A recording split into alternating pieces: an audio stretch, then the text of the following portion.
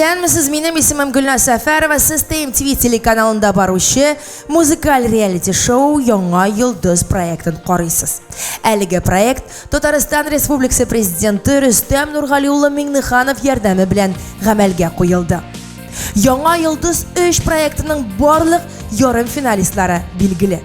Алар хәзер 2 командага бүленеп эшли. Беренче команда Татарстанның халык артисты Зөфәр Хәйретдинов командасы. Икенче команда Татарстанның атказанган артисты Артур Минхажев командасы.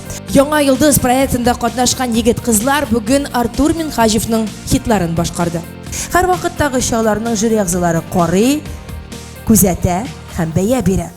Алар биргән балларны санап чыгарып, без сезгә тапшыру азагында игълан итәчәкбез.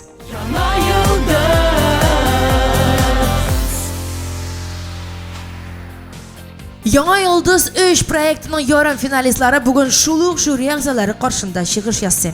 Әйдәгез, жюри белән исәнләшик. Лина Арифуллина, режиссер, продюсер, бик күп телевизион проектлар авторы. Аның проектлары «Фабрика звезд», «Тюрквижн», «СТС зажигает суперзвезду». Данир Сабиров, пародист, юморист, Татарстан Республикасының атказанган артисты. Һәм тагын бер жюри әгъзасы үзе дә Барсмедиа үткәргән Йолдызлар фабрикасы кастингы аша үтеп зур сәхнәгә чыккан җырчы Эльвина. Филүс Кахиров, Татарстанның алтын тавышы, Татарстан һәм Башкортстан республикаларының атказанган артисты. Зөлфәт Хаким, Татарстанның халык язучысы, автор башкаручы. Үзенең стиле белән татар эстрадасына яңа агым алып кергән җырчы.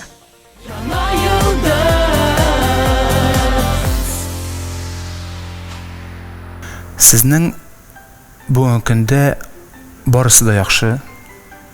Сезнең җырлар шундый үзегезгә менә хас, үзегезгә килешкән җырларны сайлап алдык. Минем инде үзем артист буларак сезгә барыгызга да һәрберегезгә әйтәсем килә. Шушы менә эштәге булган үзегезнең энергетиканы, шушы матурлыкны менә шушы проектта күрсәтергә кирәк.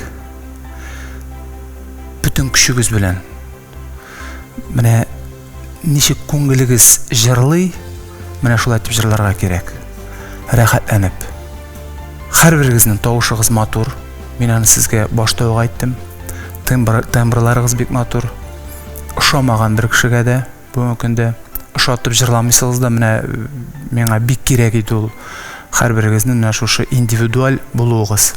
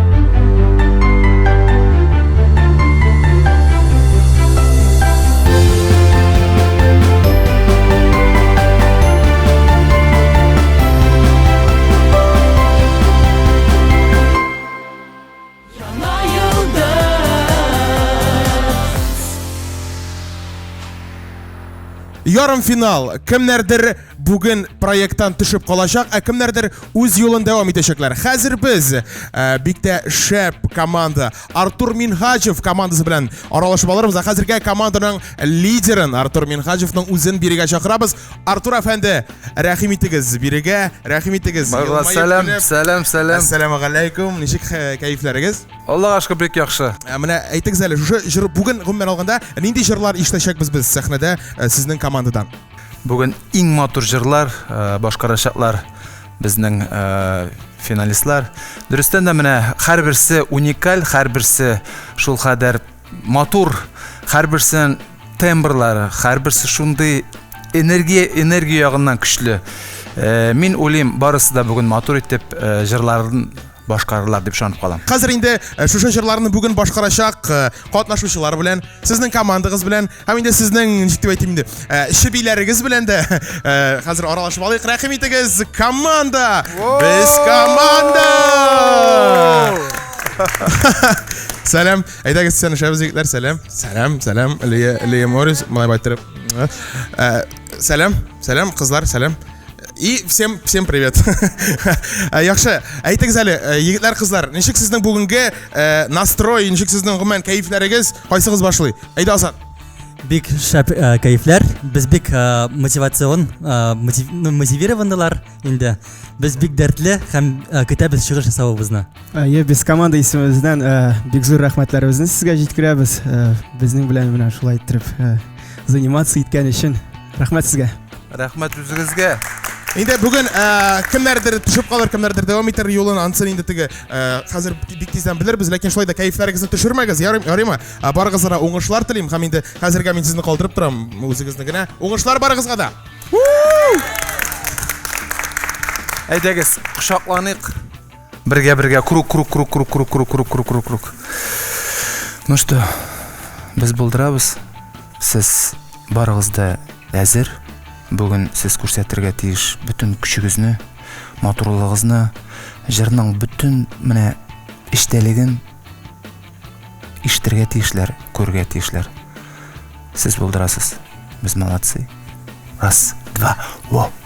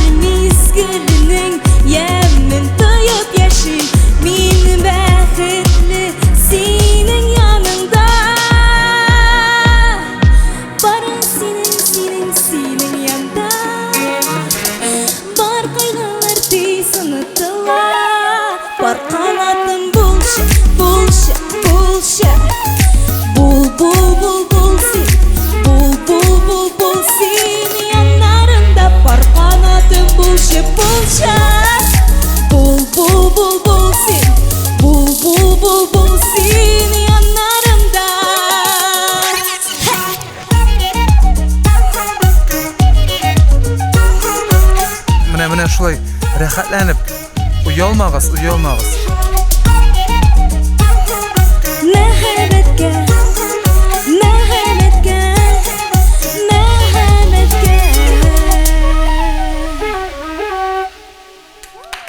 Молодец. Рәхмәт, бик зур. Лия Морис, Артур Минхаҗев репертуарыннан «Булсын» дип исемләнгән җырны башкарды. Сезнең фикерләрегез безнең тавыш бирү аннан соң булачак. Әлегә әйдә фикерләрне тыңлап китик. Эльвина, миңа ошады синең номерың. Беренче булып чыгыш ясау ул авыррак. Әмма дә ләкин син булдырдың. Һәм мин күреп торам, син инде монда теге тырышкансың, биюләрдә өйрәнгәнсең. Гомумән бу стиль, шундый җиңелчә стиль. Барысы да килеп чыккан шикелле тоелды миңа. Зөлфәт әфәнде, Зөлфәт абый, нәрсә диярсез? Не әйтергә дә белгән юк. Күзгә ташланды шунысы. Менә биюләр шакмак килеп чыкты ничектер. Менә ниндидер ул теге пластика җитеп бетмәүдән бер бәлки. Булай җыр мин һаман сүзләргә бәйләнәм инде. Менә бул син дигән җыр исеме ничек сезгә менә? Бул син. Аннары кушымтада бул син, бул теге шешәдән су агызган шикелле. Менә ул нәрсәләргә игътибар итәргә кирәк. Без исегезгә төшерәбез, жюри әгъзалары хәзер фикер алыша һәм фикерләрен җиткерә конкурсантларга. Тавыш бирене алар инде синнән башка башкарачак. Аннан соң тапшыру азагында без бүтән кешенең балларын турыдан-туры эфирда хәбәр итәчәкбез. Данир, без сиңа вакыт бирдек уйланырга, нәрсә диярсең? Линаның белән мин төрле стильдә җырлый алуын, бусы инде менә Артур көе булса да, ул юнәлеш западный дип әйтик инде, американский, мин менә әле генә тагын шул берәр голливудский мультфильмдагы образ күрдем инде. Миңа ошады. Теге, әлбәттә ул сүзгә дә бәйләнеп менә Зөлфәт абый әйтә инде, анда башкача тагын нәрсә уйлап табасың инде. Аның стиле шундый булган җыр. Бар шундый теге без аңлаган әйберне, мәсәлән, минем әти әни аңламый. Әти ошаткан әйбердән без ошатып бетмәскә мөмкин теге. Шундый барбер теләсәң дә, теләмәсәң дә ниндидер бәхәс туа инде ул. Кыяфәт дисеңме, кием дисеңме, җыр дисеңме, сәнгать дисеңме, булай әле генә менә миңа барысы да ошады. Шуннан да хәрәкәтләрендә әлбәттә менә бу сольны әле күренми. Бер үзең генә хәрәкәтләнгән бу күмәк булырга тиеш монда тагын. Бу яктан бер 5 кеше, бу яктан 5 кеше. Андый танцовка разрешайтмәделәр шул менә. Шул, но подтанцовкасыз да тутырдың. Нотларны тотты шул ук вакытта, әле бит үзем белән мин теге биегәннән соң җырга күчеп бит әле хәл китә, әле тотырга кирәк. Ләрдә булмады. Матур гына башкарып чыкты. Филүс. Да, дөрес әйтәләр инде. Интонация буенча мин әле нинди ялгышлар ишетмәдем. Әле шуннан да сикерә биеп җырларга анда әле ул техникасы да кирәк. Үзеңне бик кыю тоттың сәхнәдә. Шуннан да сез дип әйтергә кирәктер инде. Сезне шуннан да инде сәхнәдә үзен күрсәткән кеше дип әйтәләр. Сездә тәҗрибә бар икән күренеп тора. Күзләрегездә дә кыюлык, бөтен нәрсә бар. Менә әгәр дә ул җырның исеме бул син янымда булса, айы. Менә булай инде әйтәм инде, булса теге уйлап утырдым да, ничек бу исем, бу җырга инде исемле. Айы, ярый, иштәлеге аның аңлашылды, аның нәрсәдә икән, шуңа күрә минем әйтә сүзләрем менә шушы иде. Лина нәрсә дип әйтер икән, Лина? В целом мне понравилось. То есть это смело, по сравнению, как ты выступала на кастинге. Чуть-чуть, я знаю уже твои возможности, после вчерашнего мастер-класса можно было чуть-чуть интереснее вокально сделать. Я знаю, как ты можешь. Да, там еще можно было субтончик поиграть, вот это все сделать еще ювелирнее, еще интересней. Мне нравится, как ты танцевала, мне нравится, что ты двигалась, вообще, что встала и с одной точки начала жить на сцене. Это очень здорово. Горжусь, молодец. Спасибо большое. Лия, барлык фикерләрне дә ишеттек, балларны син суграк беләчәксең. Бик зур рәхмәт.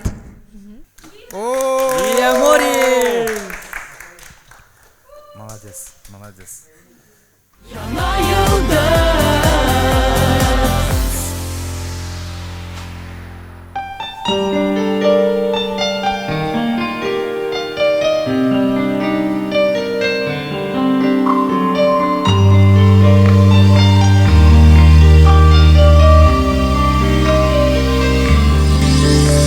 Бер күрдә сиңа гашыйк булдым. Гашыйк булып яшимен әледән. Шундый назлы карашларың синең, наз булганга яшәвем ямледә. Яратам мин сине җаным, бар назымны бүләк итәм. Бул әле минем яннарымда син гөлер икән.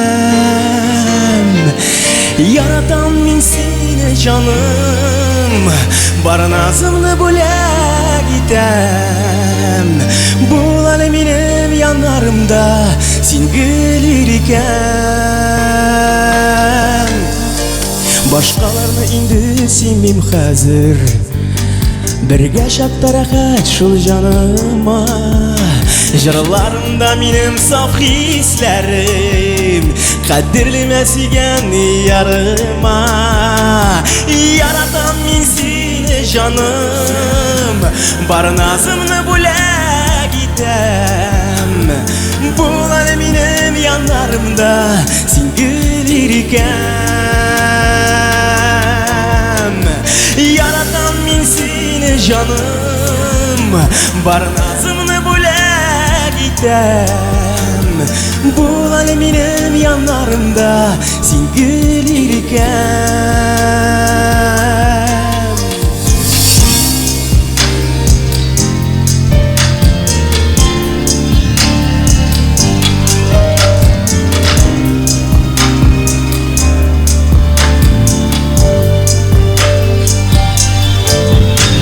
Яратам мин сине җаным, бар назымны бүләк итәм. Бұл әле минем янарымда син гөлер икән. Яратам мин сине җаным, бар назымны бүләк итәм. Бұл әле минем янарымда син гөлер икән. Бұл әле минем янарымда син гөлер икән.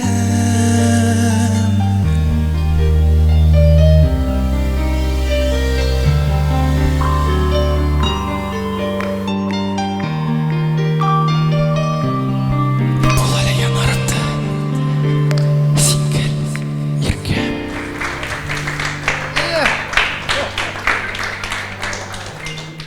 Игорь Дмитриев шулай ук Артур командасында бер күрүдә дип исемләнгән җырны башкарды. Без бер стильдә, бер төстә киенгән. Стилистлар киендерә, стилистлар музыкаль продюсер җыр сайлый һәм безнең катнашучыбыз сезнең алдыгызда чыгыш ясады. Филус инде микрофонын алган, димәк әйтер фикере бар. Тыңлыйбыз. Игорьга бу җыр бик туры килә торган җыр инде ул. Бу җырны мин үзем дә яратам бу җырны. Аны инде Үзем дә җырлар идем ди. Юк дип әйтмим. Аның тавышына туры килә, аның күңел халәтенә туры килә торган җыр ул. Һәм Игорь аны бик яхшы матур итеп башкарып чыктың. Әле үзеңнән дә өстәп, югары ноталарда миңа ошады. Эльвина. Мин шулай бу җырны бик яратам һәм Игорь җырлаганда менә мин синең улыңнан менә барган шикелле булдым. Кирип киттем синең белән бергә шушы җырга. Менә син кичергән хисләрне үзем аркылы уздырдым шикелле. Миңа бик ошады. Беләсең, менә синең шундый субтон белән генә җырлавың, йомшак кына, без теге ияләшкән тавышны менә шулай кычкырып, зур итеп күрсәтергә. Ә бит хисләр турында кычкырмыйлар дип әйтәләр бит. Шуңа күрә менә миңа шундый сихри булып тоелды менә шу синең чыгыш ясавың. Мин сиңа уңышлар телим чыннан да. Димәк, җырны җиткерә алды дип саныйсың. Әлбәттә, 100%. Эльвина эреде. Шулай, эремәслек түгел, Данир. Данир, сине эретә алдымы соң? Игорь әз генә булса да. Игорь белән бер чорда укыгач, аңа инде конкурсларда йөрергә түгел, концертлар биреп йөрергә минем фикер инде. Җырлауга килгәндә мин азакта көттем модуляция, булды ул модуляция. Бераз җитеп бетмәде. Игорьнең данныйлары белән дип әйтик, тагын бер ике өзекне өстә тотып бирә ала идең дигәндәй. Гомумән алганда инде мин дә эредем. Лина тоже улыбается. Что скажете? Как выступление? Это прекрасное исполнение баллады. Совершенно замечательно. Просто прекрасно. Вокальная драматургия. Вы все сделали так, как нужно. Прям расцвели, показали. Мне очень понравилось. там. Спасибо. Рахмәт. Зөлфәт абый. Миңа бик ошады менә эчке нерв кешедә менә җырны башкарганда ул эчке нерв белән җырлады. Да ул аны кичереп үзенчә үзен җырны аңлап һәм бик дөрес бик төгәл җиткерде шикелле. Теге модуляциялар ул соңыннан кычкыруда кирәк түгелдер бәлки. Бәлки речитатив кирәктер анда. Аның урынына. Чөнки тавышның тембры югала менә Игорьнең экспрессия белән җырлаганда. Бу минем фикергә, субъектив фикергә. Булай эчке нерв белән миңа бик Тулайым алганда чыгыш ошады. Әлбәттә. Жюри әгъзаларының фикерләре югары, ләкин инде баллар куерлар. Монысын без соңрак күрербез һәм сезгә дә күрсәтербез.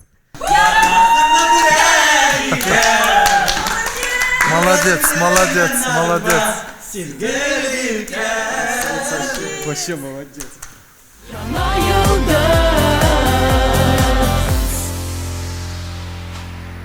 Бүген без сезнең белән артист осталыгы белән бераз әзерләнәчәкбез. Һәм сезгә беренче сорау. Артистның иң мөһим коралы нәрсә дип уйлыйсыз? Тавыш, тагын? Харизма, так, тагын? Подача, сәхнәдә йөрүе, үзен тотыш. Ярар. Әгәр дә инде менә корал дип әйтсәк, утны сүндерсәк, матур костюмны алып куйсак, артистның тәне бар. Тәне генә. Һәм ул тавышта шунда керә тән эченә, харизмада тәнгә керә ул. Һәм тәнне без тән әзер булырга тиеш. Бик йомшакта булырга тиеш түгел, катканда булырга тиеш түгел. Менә ниндидер уртада. Һәм без башлаячакбыз тәнне әзерләүдән.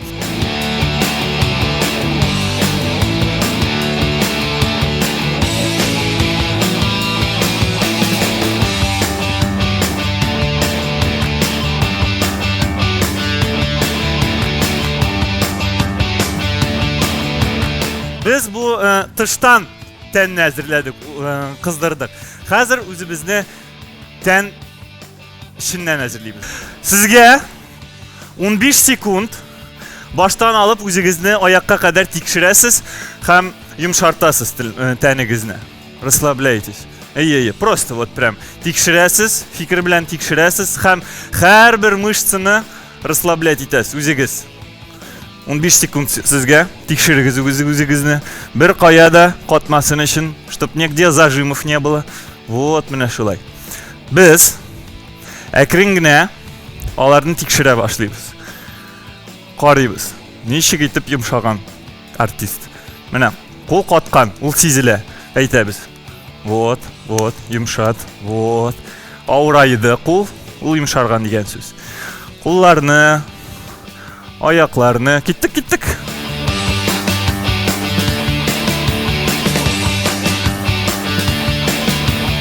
Hazır bir artlı min başlayayım.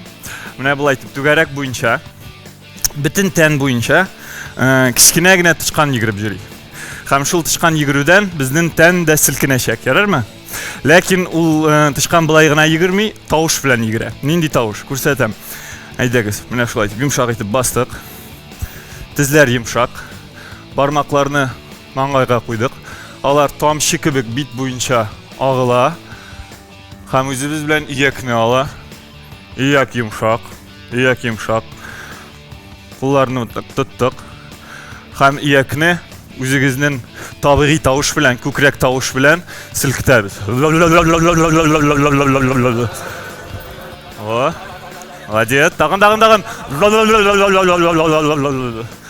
Вот. Аңладыңыз, менә шул табигый тавыш белән мин беренче сиңа җибәрәм, бер артлы тышканны җибәрәбез. Ярармы? Киттек.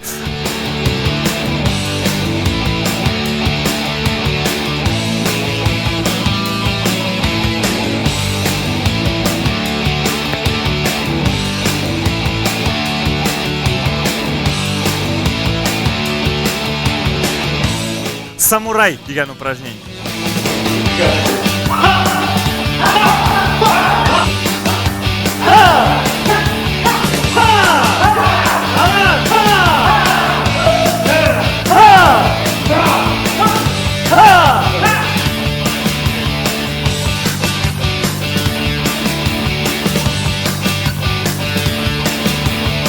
1, 2, 3. Рәхмәт, укучылар, сезгә кызлар.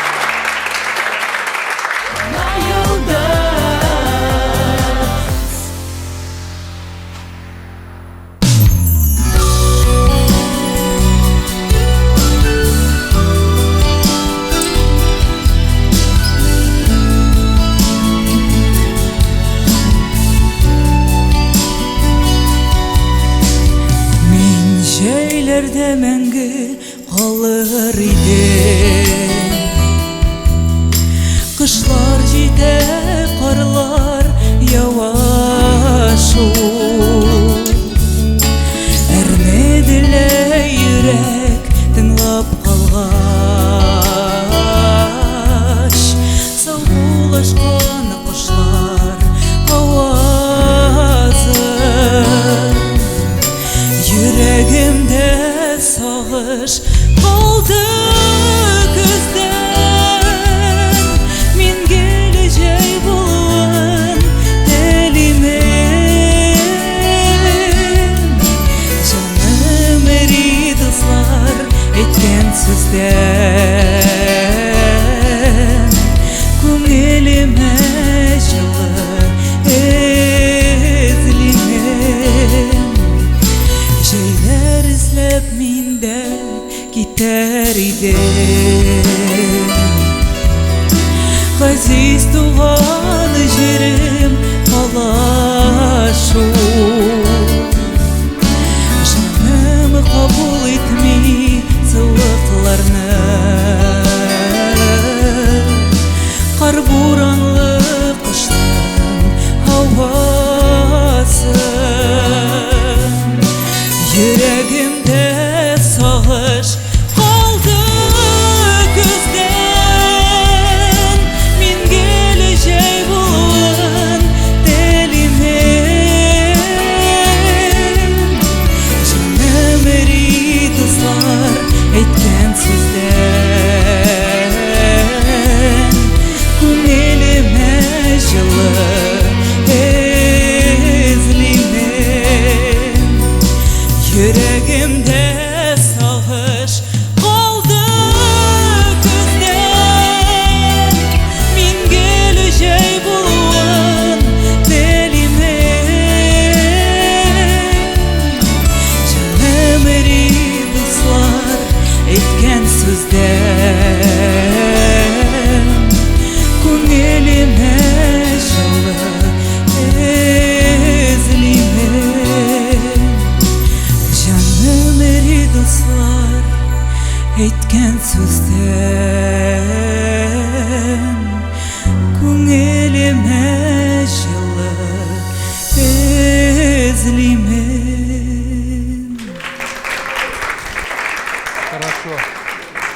Рәхмәт Алинә. Артур репертуарыннан күңелемә жылы эзлимен дигән җырны башкарды ул. Дөресен генә әйткәндә мин Артурның бу җырын хәтерләмим. Лина, син хәтерлисеңме? Бигрәк матур җыр икән. Исемә төшереп карадым, ишеткәнем юк кебек. Тыңлап утырам. Гомумән мин шундый түбән тембрларны бик яратам. Инде кастингта да инде мин махсус ничектер Алинәгә карата Симпатия белдердем. Симпатия белдердем.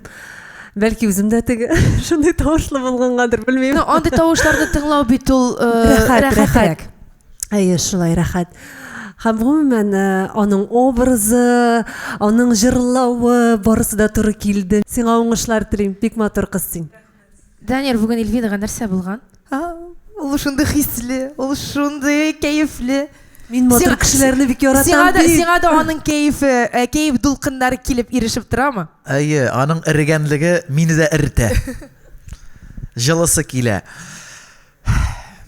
Кыяфәткә килгәндә инде мин күз алдыма килде мәктәптәге осенний бал. Осенний балга шулай киенәләр безнең кызлар. Шуннан да җыр матур. Менә Айгөл Сагынбаева кебек тембр, түбән шундый, бу сирәк, һәммәсендә булмый. Ләкин ничектер кушымтасында менә миңа аранжировкада да җитмәде теге менә и һәм менә кушымтасы ничектер айруча әйбәтрәк дип әйтим инде сүзен таба алмыйм төгәл менә ачыграк дип менә көтәсең хәзер та китәчәк менә хәзер дип ул менә тыныч Үсеш булмады. Акцентлар кирәк иде. бәлки эмоциональныйрак иттереп бу минем генә фикердер дип инде мин бәлки җырчылар килешмәсләр но менә шуны көткән идем но мондый күлмәктән видимо алай итәргә ярамыйдыр. Зөлфәт абый, менә миңа сүзләре аңлашылып бетмәгән кебек тоелды. Сез аңладыгызмы сүзләрен? Мин инде хәзер сүзләргә игътибар итмәскә тырышам, чөнки әйбәт текстлар ишетмәдем моңарчы, һаман юк. Нишизең бит инде. Зөлфәт абый язып бирегез инде барыбызга да. Менә шуннан да кыяфәте матур, тавыш тембры бик бай, бик матур тавыш тембры. Әмма менә җырны башкарганда сездә драматизм җитми, сез артистизм җитми. Ул бәлки теге тора-бара килә торган нәрсәдер ансы. Мондый җырлар күп, ул монотоннарак барды җыр. Сездән кирәк ниндидер ничек дип әйтим, ичке кичереш белән җырны җиткерү. Siz oynamıyorsunuz jırını. Oynarga kirek аны. Sizler kışkırıp bana İlbin Ödürüs aytdı. Ben kilişem onday hislerini kışkırıp aytıp bulmay. Çünkü en мәгънәле, en kerek sözlerini kişi her vakit әкрен әйтә һәм хәтта пышылтап әйтә. Мәсәлән, мин сине яратам дип урам буйлап кычкырып йөрсәң, яратуына кеше шамбаска мөмкин. Колагына яраткан кешенең колагына пышылтап койнар сулышың белән мин сине яратам дисәң, ул эреп китәчәк. Сезнең бөтен нәрсә бар, сездә потенциал бар. Сез ничек дип әйтәм, профессиональ сәхнәдә җырларга мөмкин, әмма җырны бит аны уйнарга кирәк. Аны җиткерергә кирәк. Хисне җиткерергә кирәк. Тавыштан берегез бик матур. Гомумән матур кешесез. Лина нәрсә дияр икән сезнең чыгышыгыз турында? Драматизм менә бу, артистизм хакында. Я так поняла, что сказали, что артистизма и драматизма нет. Не хватило. А мне хватило. А я объясню почему. Потому что вот мне все нравится в вас. У вас очень хороший, ну, такой образ на сцене. Сейчас говорю как продюсер. Мне нравится ваша вот эта вот такая нейтральность. Да, как бы вот такая какая-то определенная сдержанность такая внутренняя. Это тоже стиль. Его можно превратить в колоссальную, так сказать, такую, вы знаете, фишку. Но для этого всего должны быть офигительные фонограммы. Офигительные аранжировки ваши. То есть все должно так блистать, мерцать, и вы такая вся ровная, такая, знаете, такая как вот, как такая хорошая дива. Все нам рассказываете, потому что по аранжировке, конечно, она немножко такая очень старенькая по ритму своему. Да, и я бы добавила ей темп просто. Я бы ее чуть-чуть убыстрила бы просто по темпу, потому что... И тогда ваш вот этот ровный такой, знаете, такой немножко бестелесный голос, такой однотонный, он был бы очень фирменным. Даже по большому счету мне нравятся такие контрасты, когда жирная аранжировка и голос такой очень ровный. Мне все нравится. И мне нравится, как вы одеты. Мне нравится, как вы подошли к этому. Нравится. Поэтому я считаю, что в вашем случае вот такого жутко гибкого артистизма и не нужно. Просто вам нужно вот то, что вы владеете, это все обогатить. А обогатить с помощью, говорю еще раз, хороших аранжировок. Филис тагын идер истәп куярга телисезме? Менә монда бик өстәргә әллә ни калмады. Миңа ошады сезнең серлелегегез. Менә бу Лина әйткән стиль турында сүз бара. Без менә Лина белән дә аралашып алдык. Сезгә менә шушы юнәлештә камилләшергә генә кирәк. Һәм сезгә менә бүген менә шундый, һәм иртәгә кинәт кенә үзгәреп кую сезгә килешмәс ул. Ул поэтапны әкрен генә менә шулай камилләшергә һәм әкренләп кенә ачылырга менә. 50 яшеңә җайлашып бетә ул. Чәчкә сыман. Сез әле бик ачылып бетмәгән чәчкә, но сез бик матур чәчкә булачаксыз. Алина менә шулай рәхмәт дисең дә син, без синең белән саубуллашабыз. Һәм инде тапшыру азагында жюри әгъзаларының сиңа ничә балл бирүләрен әйтербез. Уңышлар?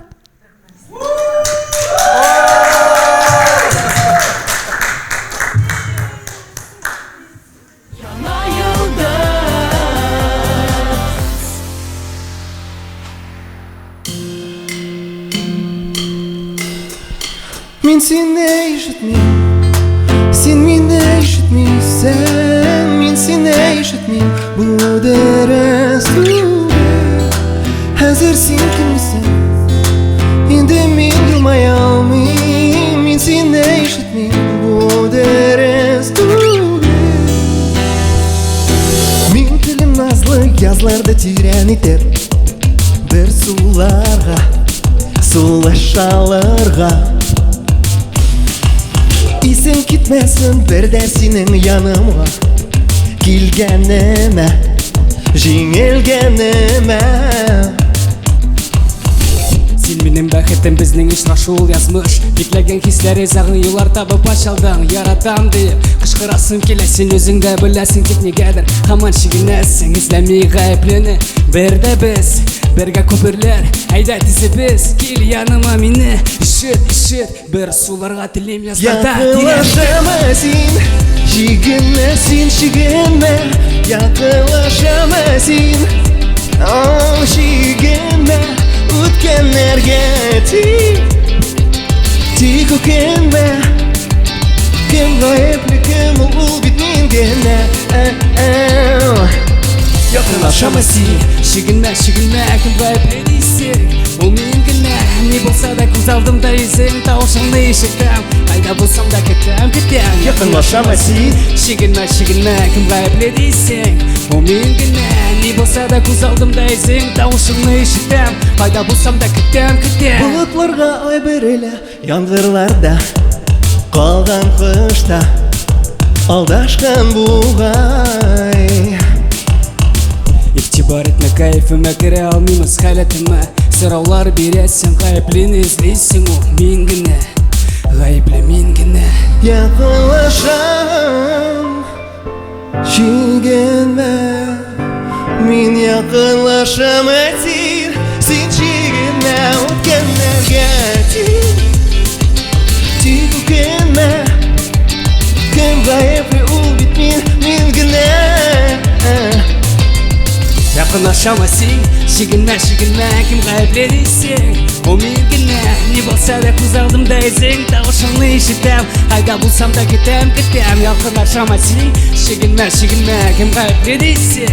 Ол мен генә, не болса да көз алдымда езің. Тауышыңды ешітем, қайда болсам да кетем. Рәхмәт, егетләр. Илвина бүген бүтән кешегә шундый позитив фикерләрен җиткерә. Нәрсә диярсең? Көне матур бит. Көне матур. Мин бүген бәйрәмгә килдем, шуңа күрә минем кайфым яхшы. Егетләр, сез молодцы диясем килә. Рәхмәт. Басы бис килде. Көчкә генә менә шу теге ябышып утырдым урындыкка. Шуннан да энергия сизелә. Сезнең теге менә сизелә җиңәсе килгәнегез, сизелә. Шәп. Үзегез дә шундый теге төсле киенгәнсез, шуңа күрә ничек инде монда теге тик кенә утырып була. Менә мин егетләргә булай да карыйм. Нишләп утырасыз сез бигез инде дип. Шуңа күрә сезгә алга эшләргә уңышлар. Лена, вы тоже поаплодировали в конце выступления, значит, понравилось все? Я вижу ваше развитие. Я, посмотрев вас вчера на мастер-классе, сделала определенные выводы для себя. Вы два вольных, сильных человека. Вот для меня, у артиста, если есть воля, если есть желание, я ее у вас вчера увидела. И поэтому сегодня я вижу резкий скачок от того, что было. Резкий. Синхроны, хорошие переклички, вот эти апарты друг другу. Чуть-чуть, может быть, с музыкальной точки зрения, все-таки какой-то должен быть припев достаточно внятный, чтобы запомнить это, понимаете, у вас не было. У вас по форме оно немножко такое пестроватое. В ней нет ни начала, ни конца, нет ни кульминации, ни спадов, ни бриджа нет, да, я бы по форме сделала бы поинтереснее это еще. Да. Филос бик уйланып кына утырасың, ошады. Yok ошамады түгел. Мен аны барыбір рэпны аңлап бітірмеймін. Мен тегісінде де айттым. Шуңа күрә меннен сұрамағыз, мен айтам. Мен бәлки дұрыс бәя бермәсмін дедім. Но мен рэпны гымыр-гымырға мен аны мен бәлеке шақта бар еді дәтсіл. Мен аны да аңламайдым. Мен аны тыңламайдым. Мен мында шунсын дейді. Мені ғайыпләмәгіз. Мен просто аңламайым. Мен просто аңламайым. Зөлфәт абай. Мин рэпны аңлыйм һәм сыйфатлыларын кабул итәм. Мен әлі Михейларның сука любовьларын яратып тыңлайдым. Мен бастыны вообще терпеть не могу, но Сансара деген композициясы меня цепляет. Вот. Сыйфатлы булырга тиеш. Менә монда я рэп безнең татар теленә бармый ул, ятмый. Менә без тыңлап утырдык, теге урыс әйтмешли, ни уму ни сердцу, менә Филис тәген әйтә, ничек бәя бирергә мөмкин дип әйтә. Ярый теге, вы судите по внешним формам, а мне важно содержимое. О чем человек поет, что доносит. Ну, внешние формы, что это такое? Ну, можно, вот может быть конфетка в хорошей обертке, а там надкусываешь, а там дерьмо. Шуңа күрә, это вас не касается. Это не, у меня смысл в другом. Музыка должна... Она должна разные быть... однозначно, а кто спорит? Ну вот, я поэтому за разную спорит? Музыку. А вот этот продукт, вот, ну хорошо, я не один такой, это Филис тоже. Я это понимаю. Дело же не в том, понимаем или не понимаем. Оно должно быть качественно, оно должно быть удобоваримо. Данир. Беренче күргәндә сез, яңа җегетләр, яңалык дип минем булган шундый фикер, бысында мин менә истә калдырмадым, Зөлфәт абай әйтмешти, нәрсә җырлаганыгызны. Тамашачылар, сезгә мөрәҗәгать итәбез. Күрәсезме, жюри әгъзаларының фикерләре бүленде, фикерләр төрле. Алар сезгә барысында җиткерде. Инде нинди баллар куйырлар. Сезнең нәтиҗәгез нинди булыр, анысын без тапшыру азагында сезгә дә игълан итербез. Уңышлар, егетләр. Рәхмәт.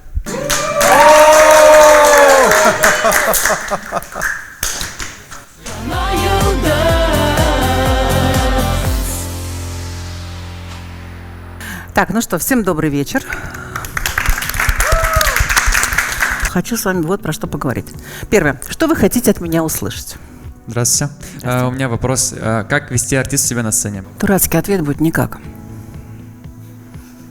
Честно говоря. Ну, потому что, смотрите, законов нет. Нет законов, нет инструкций по этому поводу. Вы должны делать то, что хочет ваша душа в эту минуту. Если в эту минуту вы очень вовлечены в песню, и если вы в ней, поверьте мне, ваши руки и ноги пойдут так, как вы хотите. Они не пойдут иначе. На сегодняшний день харизма, она артиста, она определяется еще и корпусом, она определяется еще и телом. А стоять вот так скованно, вот попробуйте вот так вот себя вспомните, когда вот так вот стоите, как будто вы забинтованы лентами, у вас ничего не получится. Вы не сдвинете с места ничего, ни толпу, ни энергию, да, как бы вы никому не поделитесь с этим. Поэтому здесь, скорее всего, нужно идти от того, что вы думаете о песне. Это мы будем работать. Здравствуйте. Я знаю то, что у каждого присутствует волнение перед выступлением, но есть норма волнения. И если это переходит границы, вот у меня, касаемо меня, когда присутствует сильное волнение, тремоляция в голосе, очень сильно. Есть ли какие-то упражнения? Да, это такой хороший вопрос на самом деле. Это со временем пройдет, но просто волнение нужно тоже контролировать. Вы должны быть хозяйкой своего волнения. Если у вас волнение есть, значит у вас симптом, что-то с вами не в порядке. Если вы ходите на сцену, вы не чувствуете вот это вот такое легкое перехватывание дыхания, значит это беда. А с волнением есть два способа, как это сделать. Первый способ по системе Михаила Чехова, его контейнировать в какой-то образ. Ну, вот, например, один артист, с которым я работала, да, он волнение превратил это как в такого, знаете, такой тяжелый дым. Почему-то у него такая ассоциация возникла. Вот это волнение, тяжелый дым. То есть этот дым поднимается, его охватывает. И он как-то это прям тяжелый дым. Я говорю, хорошо, давай с тобой сыграем воображение. То есть этот дым поднимается, но ты же можешь его оттолкнуть. Он же может двинуться от себя. Он же может быть маленьким.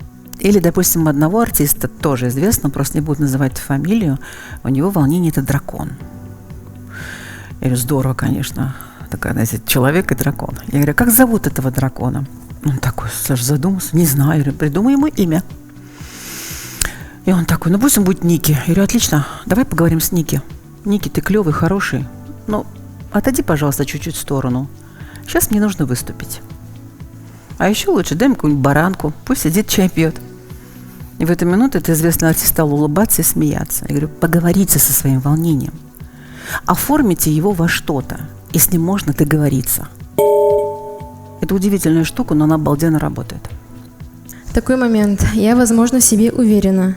То есть такое, но при этом... Не, вы уже не уверены. Уже, да? Потому То что есть, вы сказали фразу «я, возможно, в себе уже уверена». Нет, ну что нет такого чувства, то, что я не уверена Нет, дорогая совсем. моя, послушай меня. То, что мы говорим, это и есть наше подсознание. Вот меня не обмануть. Все ты сказал уже. Я, возможно, в себе уверена. Все, Хорошо. точка, ты не уверена. Вот. И вот это вот закрытие как ракушка, то есть я сразу закрываюсь как ракушка. То есть вне я очень открытый человек, я очень общительный человек, я очень открытый, иду на контакт. Но вот на сцене, например, я могу закрыться просто как ракушка. Это потому что нет опыта или все-таки не любовь к себе? Не, подождите, это разные вещи. Да? Идти на контакт и разговаривать в компании или выйти на сцену и вести свой диалог со зрителем – это абсолютно разные истории. Вы хотите быть на сцене подружкой? Но при этом я хочу петь, но при этом я закрываюсь. Это Ну, это мы посмотрим. Может, вы не закрываетесь, что вам кажется. Это, не знаю, это можно прокачать или это... Ты что прокачать? Это что? Слушайте, вы сами себе что-то тут намудрили. Сидите, бабы и деды такие, знаете. Вот мне прокачать, я, возможно, не уверена. Какой-то капец. Может, не стоит тогда идти в шоу-бизнес? Ну, реально. Сейчас вот выйдешь, споешь, посмотришь. Кто вам такие вещи-то говорит, я не понимаю. Откуда вы себе такие диагнозы ставите? Какие-то сумасшедшие. Друзья мои, вы молодые, красивые, все энергетичные, музыкальные люди. У вас диагнозы все какие-то странные. Сейчас проверим. Кто следующий? Слушайте, такого опыта, такого у вас практики больше не будет, друзья мои. Я больше мастер-классов не даю.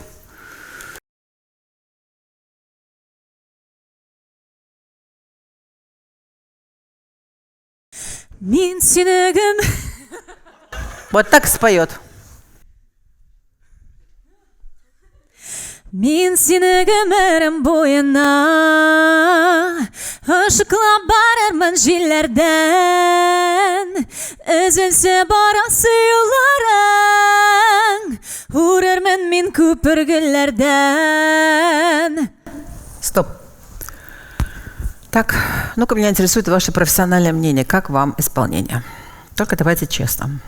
Такое впечатление сложилось, что ты пытался нас в чем-то убедить, но что-то как-то не получилось. У тебя мысли как будто далеко, что ли? Ну, мне так показалось. Вы что скажете? Да, давай, тебе ворошить мозг. В целом ярко. Очень. Ярко. Ярко. Громко. Громко. Это ключевое слово. Очень громко тогда. Очень громко. Очень громко. Так. До нас дошло. Еще вас косило просто, я бы сказала. А мне показалось, что адресата не было, кому она поет. То да, есть не было. тут прямо Потому что песня, сразу встала и начала. Буйна, то есть не если идешь по улице. Вами. Смотрите, ну вообще, прежде чем начать, 5 секунд постойте на сцене. Это нормальное состояние. А что так громко-то? Чтобы точно во всех попасть. А все глухие? Нет. Ну правда, все глухие? Нет. Ну а что так орать-то? А что ты будешь делать? Сколько длится песня минут? В оригинале 4,5. Ну вот, то есть так, 4,5 минут. Первые 20 секунд нас уже глушили. А дальше вам, извините за выражение, еще 3 минуты, 60, сколько там, 40 секунд слушать. Другие мои, вы выдержите? Ну честно. А самое главное, смотрите, ведь как-то разматывать надо. Есть вокальная драматургия. Мы должны с чего-то начать, да, прокачать, довести до кульминации. Потом снова второй куплет немножко опять осесть. Потом снова подать, и потом уже кульминация. То есть должна быть, как сердце вот так движется, а у тебя прям как встала и начала. Вот интересно, как ты дальше будешь делать? Вот смотри. Это бумага. Давай я подержу микрофон. Значит, ты будешь петь. Ты будешь ее складывать, а запев должен уместиться во весь этот листок. Так, подержите кто-нибудь микрофон. Чтобы я со стороны видела, потому что мне тяжеловато смотреть. Я должна петь и складывать, правильно? Да, ты должна петь и складывать. Давай с припева вот этого сумасшедшего. Мин сені гөмірім бойына Ашықлап барармын жерлерден. Нет, стоп. Задание было такое. Каждая фраза ты складываешь в бумагу. Что ты сложила-то? А дальше что будешь делать? Вот ты так и поешь. Вот это тест. Фигак сразу и все. Давай. Мин сені гөмірім бойына. А дальше что будешь делать? А дальше чего? Поняла. Теперь хорошо. Мин синеге мерем бойына. Ышыкла Ты не понимаешь задание, нет? Нет, видимо, не дошло. Я должна спеть одну фразу и сложить. Ты поешь фразу и складываешь, ты поешь фразу и складываешь. Вот это тест, вот ты так поешь. Ты сложила, что ты дальше будешь делать? Ну, а дальше что? А еще дальше? Еще? Потом будет сложно сказать. Конечно. Конечно, потому что нет вокальной перспективы. Ты сразу шарабабахнула и сразу вот так сложила. Все. Капец. Конечно. Мисене ти ти ти ти ти ти три ти ти ти ти ти ти ти тру ту ту ту ту ру ту ту ту тру ту ту ту ту ру ту ту ту. Я не знаю, что там, как песня звучит, я запела. Кошмар, я запела. Кошмар. Ну? Кого представила? Маму. Как зовут? Зинаида. Зинаида. Хорошо, давай. Мин синеге мерем бойына. Ышыкла барырмын җилләрдән. Өзелсә барасы юлларын. Үрермен мин күпер гөлләрдән. Что, закончился припев? А бумага-то еще не свернута. Угу. Стоп! Задача была припев собрать в бумагу. Вот это называется «я не вижу вокальную перспективу». Я пою, не понимаю почему, не понимаю для чего, не понимаю как, не распределяю свою энергию, не распределяю ничего. Вот это хороший тест. Еще раз. Мин синеге мерем бойына. Ышыкла барырмын җилләрдән. Өзелсә барасы юлларын. Все, ты сложила. Үрермен мин күпер гөлләрдән. Нет, это нечестная история. Все, да, ты не рассчитала на новенькую тебе. Теперь давайте сделаем так. Кружок оригами. Она поет, а мы все складываем. Причем, смотрите, вы складываете не как вы хотите, а вы складываете по ощущению ее пения. Мин синеге мерем бойына. Ышыкла барырмын Следующая строчка уже. Өзелсә барасы юлларын. Так. Үрермен мин күпер гөлләрдән. Так, у вас что получилось? Угу, хорошо, хорошо. Смотрите, у кого получилось почти вот такая история. Поднимите руки. Есть такое. У вас такая история. Отлично. У вас такая история, у вас такая история. У кого на это более-менее похоже? У вас такая история. Отлично. Ну, вы где-то рядом. Я тебе хочу сказать, что, в принципе, ты молодец. Потому что если люди сделали почти синхронно так, как и ты, под твое пение, это значит, этим людям понравилось? Да. Вот. Вот это твой тест. Благодарю. Да. Ты забери на память. И будешь просто об этом помнить. Потому что видишь, как почти один в один. Клево. Это очень клево. Это хорошая конверсия. Ну, значит, завтра перед вашим выступлением постарайтесь, во-первых, вернуться к своей песне, которую вы поете, вернуться к ней стихами. Для того, чтобы понять, где главные слова, где важные слова, и туда включить обязательно своего близкого человека. Вот так, как мы делали. То есть нужно завтрашнюю песню пройти обязательно стихами. Тогда будет понятен смысл. С обращением того имени близкого человека, который вы ставите. Перед выходом на сцену вы, как я вам сказала уже, вы не суетитесь. Вот просто все надо отодвинуть. Все бытовое, оно не должно вас дергать. Вы должны думать о том, что сейчас я выйду и я спою. Все. Доходите до середины точки, совершенно спокойно дышите. Все, как вы знаете, прям вот. И дальше ногами начинаете прорастать эту землю. Осваиваетесь как бы на этой сцене. После этого звучит фонограмма, человек уже перед вами стоит, ноги уже крепкие, и вы начинаете петь. Вот и все.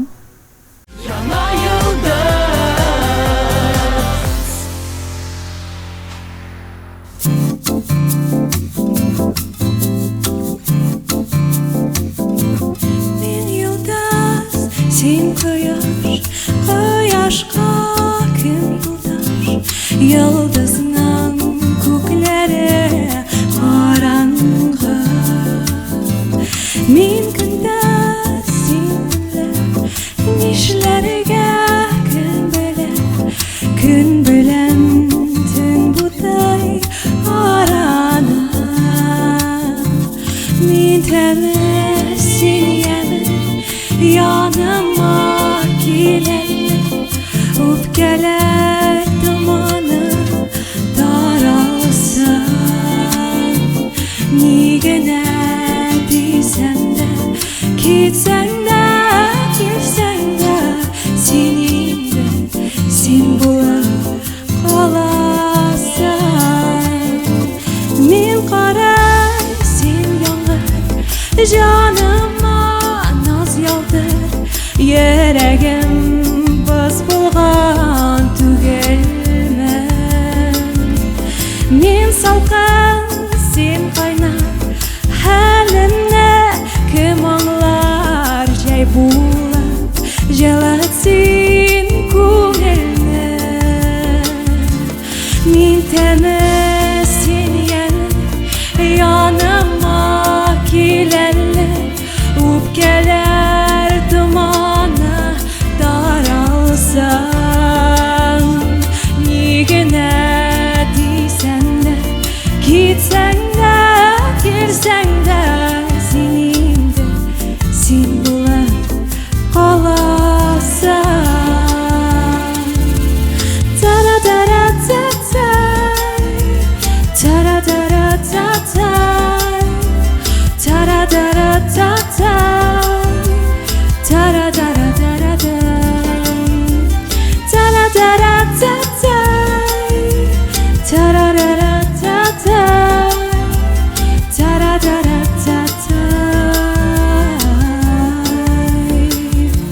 Men temiz sen yanıma kilenle Geler dumanı daralsan Nigene diysen de Gitsen de girsen de Senin de sen bulup kalasan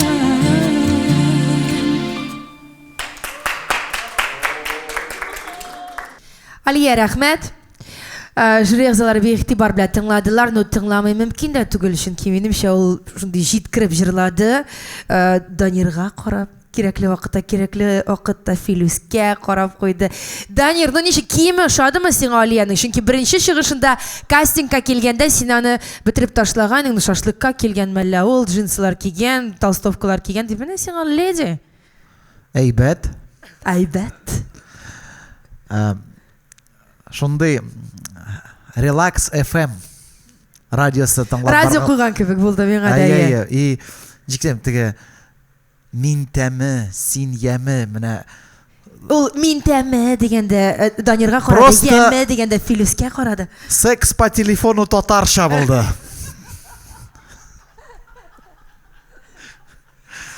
Юк, бу вульгар формада түгел, бердә борчылма. Бу беләсеңме, син җырны җиткерә алдың димәкче була Данир. Дип кылану түгел бу, аңлыйсыңмы? Мин җибедем, чыннан да менә җиңел рәхәт, шундый үзенең стилендә теге бернинди теге көчәнү юк. Миңа ошады. Сине җибетә алдымы, Эльвина? Ой, беренчедән Мин башта уйланып утырдым, ничек кастингка килгән идең дип. Шуннан да менә Гөлназ әйткәч кенә, джинсыда, кофтада дигән шул вакытта, шушы кыз бит әле бу дип аңлап, әле Икесе төрлеме бит? Бөтенләй башка төрле кеше. Булай җырга килгәндә, бу шуннан да шундый безгә хас булмаган шулай ук стиль. Һәм андый җырлар бездә бик аз әле, шуңа күрә менә тыңлыйсы килә. Миңа бик кызык иде тыңларга. Филүс? Миңа ошады җырда, миңа ошады башкаруда. Башкару ошады ул чиста интонация буенча да, ул чиста сафлылыгы буенча да, һәм ул шундый җиңел генә флирт та.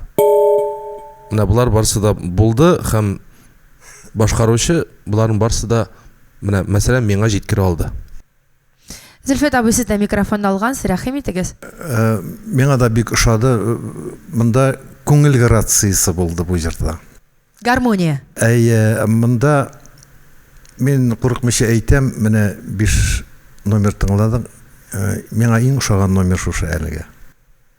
Рәхмәт. Лина, что скажете?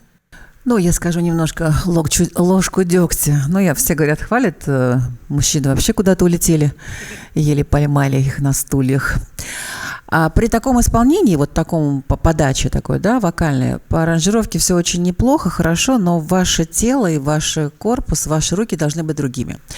Вы работаете вот как народная артистка, а здесь надо ловить воздух, как будто, вы знаете, как будто бабочки ловите. То есть все должно быть очень аккуратно, на пуантах, такое, знаете, очень, очень аккуратное, грациозное, очень элегантное. А вы такая прям с микрофоном, ноги так расставили, такая ю-ю. А в принципе нужно было наоборот вот так грациозно пошатываться, как на волне, как вот знаете, вот легко, как будто вот на звездочке, на небе. А у вас были жесты немножко такие слишком массивные, ну, если просто говорить, грузные, да, немножко, если говорить, правильно вы поняли это, потому что если вот так вот тонко, вот так, знаете, вот аккуратно такая вся, ну, была бы вообще Шина Коннор, и было бы вообще отлично. Но просто чуть-чуть немножко это. Ну, и по одежде, наверное, здесь надо было платье, может быть, другим членам жюри нравится, но если в контексте этого, вот этой музыки, да, вот этого качества исполнения, да, характера как артистки, то, наверное, здесь надо было что-то очень легкое. Но, во всяком случае, точно не черное, а струящееся. И тогда вы, получается, такая, знаете, как вы качались как бы вот на звездочке. А тут такое кабаре немножко, прям кабаре, движение народной артистки, и поэтому получился такой немножко, знаете, не стильно. Но в целом вы держали нас, вот, ну, меня в частности, я про себя же говорю, вокалом, да, своей вот это вот, таким образом своим, немножко чуть-чуть по вокалу, мне кажется, у вас пониженная интонация была, чуть-чуть, вот мне не хватало чуть-чуть все время повыше. А так вот, если в целом вот это еще учесть с одеждой и с вот с этими жестами, ну, вообще был бы блеск просто. Ну, Алия, син бүтін минусларны, плюсларны ишеттің, жюри ағзаларының фикерлерін білдік, тыңладық. Енді қазір олар бәйе, бал беруге көшірлер, ләкин әлігі балының суммасын біз сеңа соңырақ хабар етеміз. Әліге, сау болашамыз сенің білен.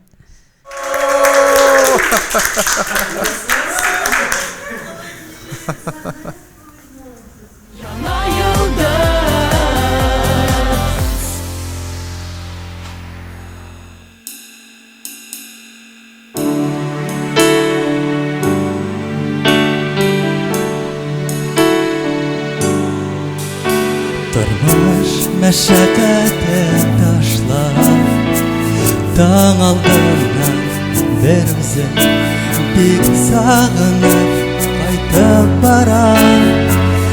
Әткәм-мәткәм нигезе туган йортта тәпи бастым. Анда телем ачылды, сабый чакта беренчесез әни әти булды.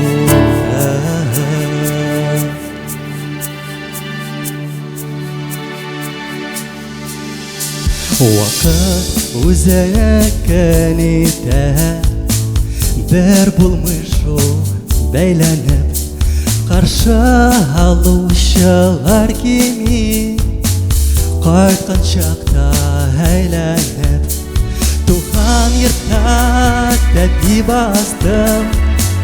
Анда телем ачылды, сабый чакта беренчесез әни әти булды.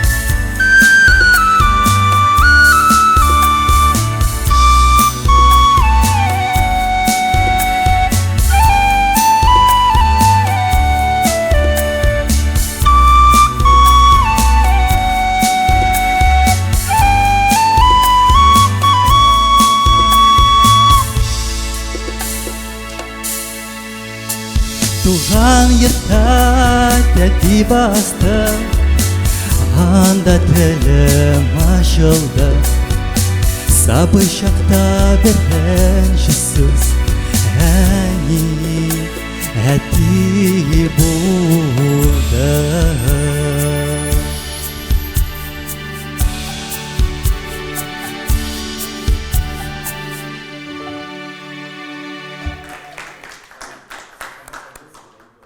Азат безнең кастингка килгәндә скрипкачы кыз белән чыгыш ясаган иде. Бүген ул үзе генә.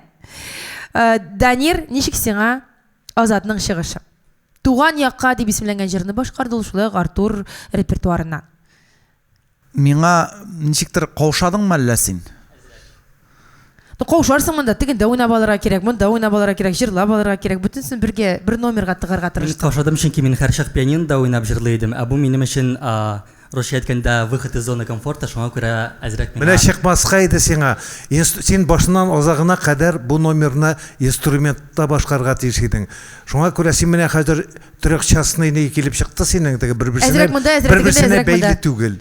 Үзең бик җылы, бик мотор кеше, әмма менә шул син Курайда дагы шунда уйный ала идең бит утырган килеш кенә. И вообще бу җырга аранжировка кирәк түгел, минемчә, менә рояль тавышы белән үзең бәлки шулай башкарса сез каршы түгелме? Мөмкин булса. Әйдә башкарып карасам. Бер куплет. Әйдәгез, Азат.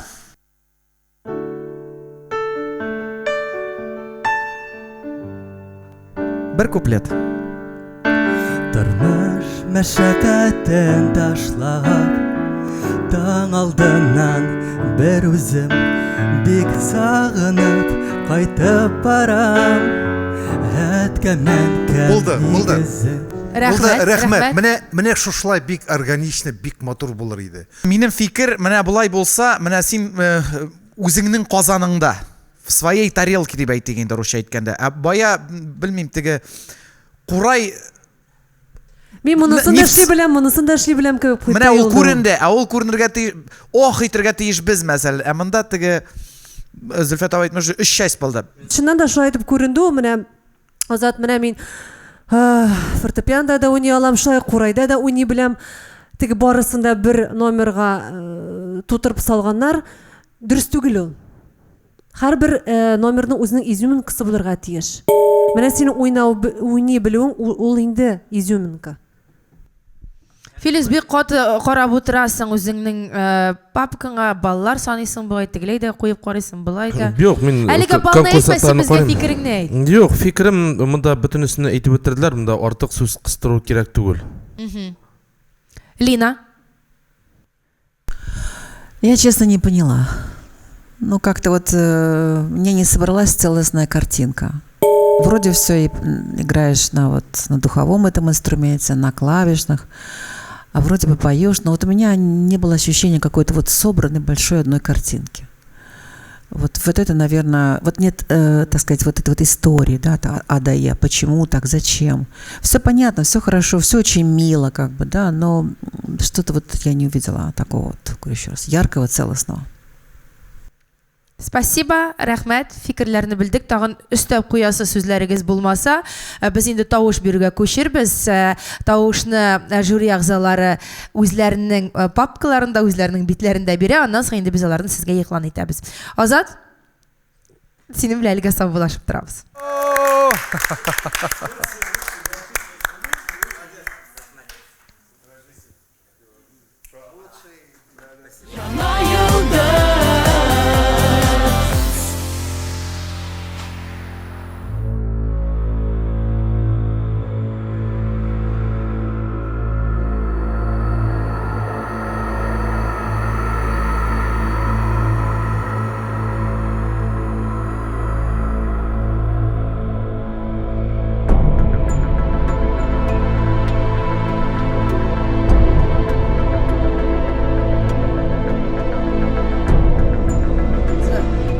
Дуслар, менә алар, ярым финалистлар. Аларның остазы, әлеге төркемнең остазы, Татарстан Республикасының атказанган артисты Артур Минхажев та бирде. Артур, сәлам. Сәлам. Борчылдыңмы, тыңладыңмы, карадыңмы? Бик борчылдым. Һәр берсе өчен дөрестән дә менә Былай итеп сәхнәгә шыгыр алдына былай итеп теге бер кашанда борчылган юк иде. Бу дөрестән дә булды ничектер. Ну, һәрберсе шул кадәр матур итеп үз чыгышларын ясадылар. Һәрберсе матур итеп башкардылар җырларны. Мен бик тә канәгать, бик зур рәхмәт барысына да. Шулай да синең ойларың бардыр, кем үтә, кем үтмәй, башыңда инде санап куелган ниндидер схема бардыр дип уйлыйм. Һәрбер остазда шулай була гадәттә. Жюри әгъзалары, кызлар, егетләр сезгә үзләренең фикерләрен җиткерделәр. Алар баллар куйдылар һәм хәзер без иң түбән балл җыйган кешедән игълан итә башларбыз исем фамилияләрне. Кем иң күп балл җыйган? 3 кеше проектта калачак, ягъни финалга узачак дигән сүз. Димәк, иң аз балл җыйганнардан башлыйбыз. Азат Гыймадиев 9 балл. LJ дуэты 10 балл. Лия Морис 15 балл. Беренче эшлеккә күчәбез. Әлеге 3 кеше финалга уза дигәнне аңлата. Алина Газизова 20 балл. Син үтәсең.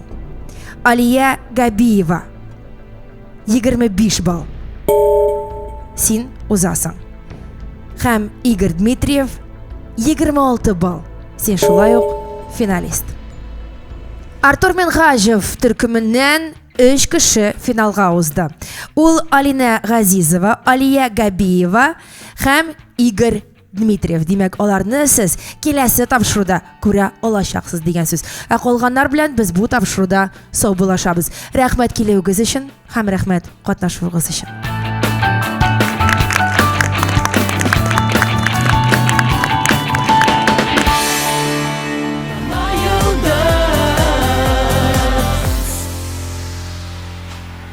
Яңа Йолдыз проектында катнашкан егет-кызлар бүген Артур Минхажевның хитларын башкарды. Кайсысының чыгышы исегездә калды? Кайсысы күбрәк ошады? Дөресен әйтегез. Безгә бу турыда языгыз социаль челтәрләрдә, сезнең фикерләрегезне көтәбез. Ә мин Гөлназ Сәфәрова сезнең белән сау булашам. TMTV телеканалында Яңа Йолдыз кабынганын бергә күзәтик.